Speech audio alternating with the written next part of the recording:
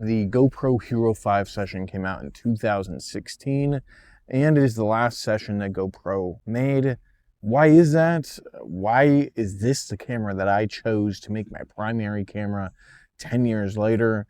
And what can you expect from it if you pick one up?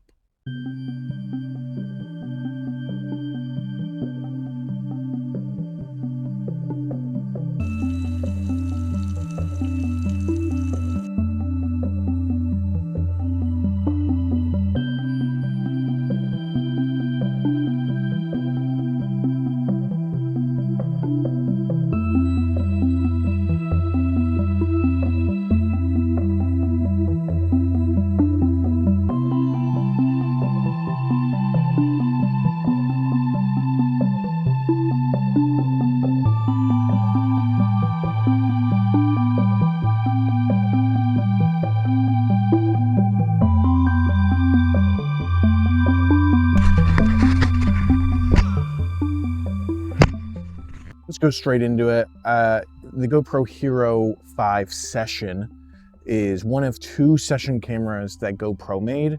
The original session was basically the GoPro Hero 4 session. The most recent one came out in 2016. It can shoot in 4K. 4K, you can only shoot in 30 frames, and you can only shoot in wide mode, so there are restrictions. The worst part is with the 4K is no stabilization. Of course, right now, I am shooting this video with it. I am not using the audio. I'm shooting at 2.7K, 30 frames in the field of view is actually linear right now. I am not using the audio. I can switch over to the GoPro audio now. And now you can tell how good it is, how bad it is. I actually have not listened to it yet. So we'll go ahead and see. We'll see. The main part of the GoPro Hero session and why it's different, why it's unique, the only reason necessarily to buy it, in my opinion, is the form factor. It is really small. It is very, what's the word? It's very subtle in its appearance, especially if you're trying to record in public. For me, I use it on the side of my motorcycle helmet, and it is way smaller. Of course, the only other camera I've used is the original GoPro Hero HD from 2009. And yeah, there's a huge difference in size and weight there. But even compared to modern day GoPros, none are as small as the Session. And I think on the side of my helmet, it's much more subtle. It's super light. It looks incredible. And if you're somebody who has it chin mounted, that's going to be even better. When I used it at the skate park, when I've used it for other things on the selfie stick, it's super light on the selfie stick.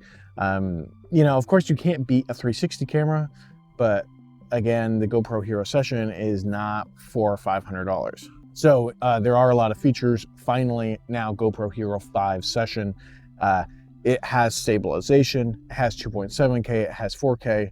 You can shoot 1080, 90 frames for some slow-mo.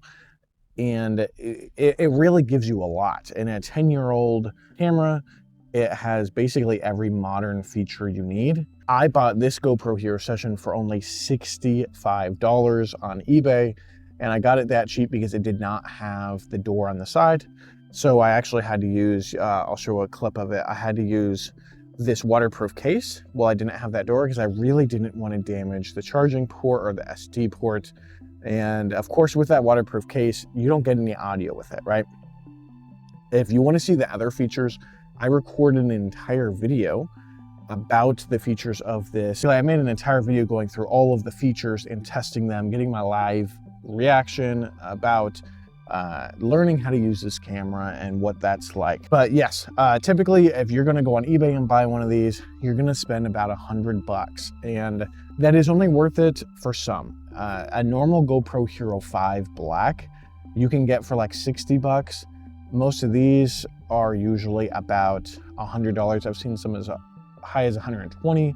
You can buy them brand new or refurbished on Amazon for like $250. I absolutely do not think that's worth it. You can buy the DJI Action 2 for about that price. Something that's incredible about this camera is the app.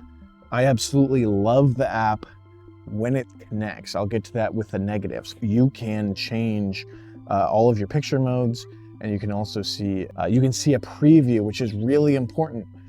There's some, the very first time I recorded with this, I had it on the side of my head and my app was not connecting. So I recorded like half of the frame was the side of my face and it looked horrible. This is the app. I'm looking at the live feed right now and it looks incredible. Being able to see what the actual frame looks like is super useful because, of course, this camera does not have a screen on it for you to be able to see that. I think it's incredible, especially when it's on the side of my head. I can bring open the app on my phone, on my bike. I can hit record. I can hit stop recording whenever I need to. And right there on the app, you can change your settings, your frame rate, all of that. Battery life. So I did record going all the way to the skate park. It was a 45-minute ride. I recorded in 2.7K super wide, I believe. And that burned about 75% of my battery. And then I recorded another good 25-ish minutes at the skate park. And I still had about 10% battery remaining. So if you're shooting 2.7K nonstop, you're looking at about an hour and a half of battery life. Mind you, this is a 10-year-old camera. Not all of the batteries are going to be perfect. And for me, I think that battery life is pretty phenomenal for what I'm looking for, but that is going to bring us into the negative sides of this camera. The number one negative is the battery. Unlike all of the other GoPros, like the original GoPro Hero HD, that battery only lasts about an hour, but the batteries are cheap and they're easy to charge and they're easy to swap out. Of course, the GoPro Hero Session has a built-in battery and cannot be swapped. That being said, me getting an hour and a half battery life on a built-in camera that's 10 years old is pretty phenomenal. It really shows the product and the production quality of GoPro and like why GoPro is still on the top of the top. Now, the other part that is quite frustrating actually is the app. Like I said, I was praising the app when it's working, but the app is only working, I would say 35% of the time. Trying to get the app to work when it's not wanting to work is a huge hit in the face when you're out and you're trying to record, and there may be some shots that you can't easily redo that, and if you're not able to see a preview, that's gonna suck, especially if you're mounting it somewhere new. You can't mount it and record for 10 seconds and then just take the SD card out, put it in your computer, open up the file, look at it like it's an action camera. You're not gonna have time to do that every time. And that's basically what you have to do if the app isn't working to see what your shot actually looks like. With the app and the preview, that gives you that ability. So other people's cameras may not have that issue, but it is something you need to think about when you buy a 10-year-old camera that borderline relies on the use of an app and, connecting it to your phone. That being said, it is very easy to change all the settings right there on the camera. You really don't need the app for that. And if you've mounted it somewhere where it looks good, it's very easy to turn on, hit record, and you're good to go. You're gonna look at the image quality. I think the image quality is, for what I need it for, it's basically perfect. What I paid for, it's basically perfect. If you look behind me, the colors kind of look like ass, right? They look like uber ass.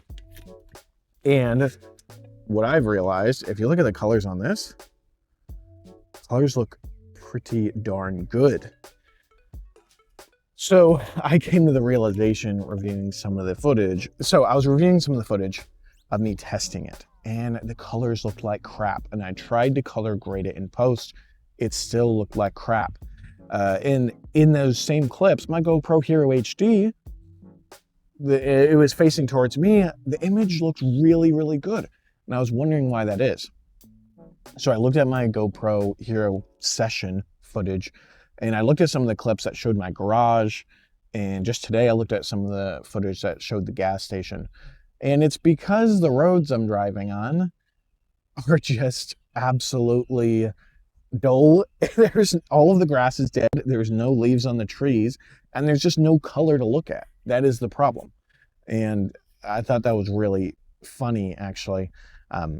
But like the colors on the GoPro are really good, but there's just no colors around me because I'm recording motorcycle videos in January and February, and everything looks like that. So guys, in conclusion, it depends on what you're using it for.